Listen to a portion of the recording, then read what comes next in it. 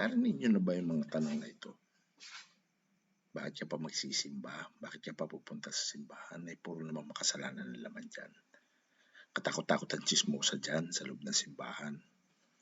Mga pari dyan lasinggero, nagsusugal, babaero. O diba? Lahat ng diferensya nasa loob ng simbahan.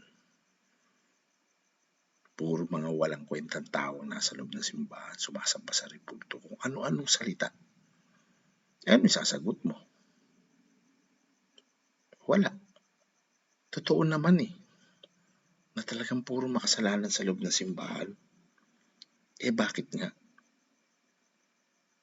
Kasi yun nga ang gusto ng Panginoon.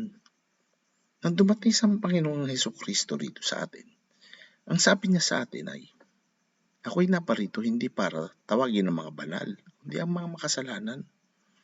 Kaya siya naglagay ng simbahan ay upang tawagin tayo, mga makasalanan. Ang ospital, dinadala doon, puro mga may sakit. At ang simbahan ay isang lugar na kung saan dinadala na may sakit. Sakit ng kaluluwa. Katulad ng ospital. Ang ospital may mga doktor din.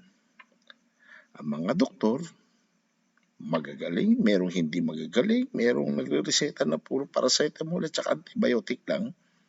At merong mga doktor naman na talagang magagaling, mga eksperto sa utak, mga eksperto sa mata, sa lalamunan, sa bituka, sa lahat. Pero hindi nangangahulugan na hindi sila magkakasakit sa utak, hindi sila nangangahulugan na hindi sila magkakasakit. No? Kahit na doktor sila ay magkakasakit. At ang ospital ay takbuhan ng mga may karamdaman. At lahat tayo ay mga may hinang klase ng tao. Pero may mga taong inilagay doon para maggamot, humilom ng mga karamdaman. Gayon din ang ating simbahan. Ang simbahan ay talagang matatakbuhan natin. Although maraming paring makasalanan, kung hindi ka naniniwala doon sa paring, ayaw mo sa pari, lipat ka ng pari, pero hindi nangangahulugan, naaalis ka ng simbahan dahil sa isang paring masama. Ang Hesukristo nga, ang Panginoong Hesukristo ay pumili ng 12 apostol. Nagkaroon ng isang traidor na si Judas. Nangangahulugan bang siya ay nagkamali? Hindi nagkamali ang Panginoong Diyos, sapagkat kasama sa kaligtasan ng mga taong katulad ni Judas. Kaya kapatid, kung tatanungin ka na ikaw ay makasalanan, oo, makasalanan.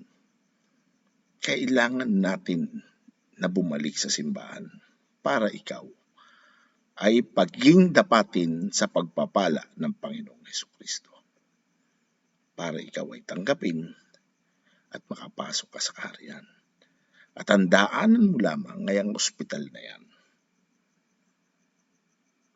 Ngayon, kung ayaw mong pumunta sa ospital, yung iba naman nagpupunta ng albularyo. No? Meron din sariling ospital yung albularyo dyan sa tabi-tabi. No? Nanggagamot din naman sila, pares lang ng gamot. Kaya lang yung kanilang paraan ng paggagamot ay hindi galing sa opisyal na nag-aral sa universidad. Kanila ay, ewan ko kung totoo o hindi. Wala ako sa posisyon na magdesisyon para sa kanila. Pero dinidifferentiate ko lang na ang ospital at ang klinika ng mga albularyo ay magkaiba. At ganoon din ang sinasabi ko, ang simbahan ay isang tunay na mayroong mga doktor at hindi mga albularyo. Kaya po, iniiwan sa inyo ulit, tandaan niyo po lagi na lahat ng piratang iglesia ay hindi gawa ng Diyos. Sa ngalan ng Ama ng Espiritu Santo.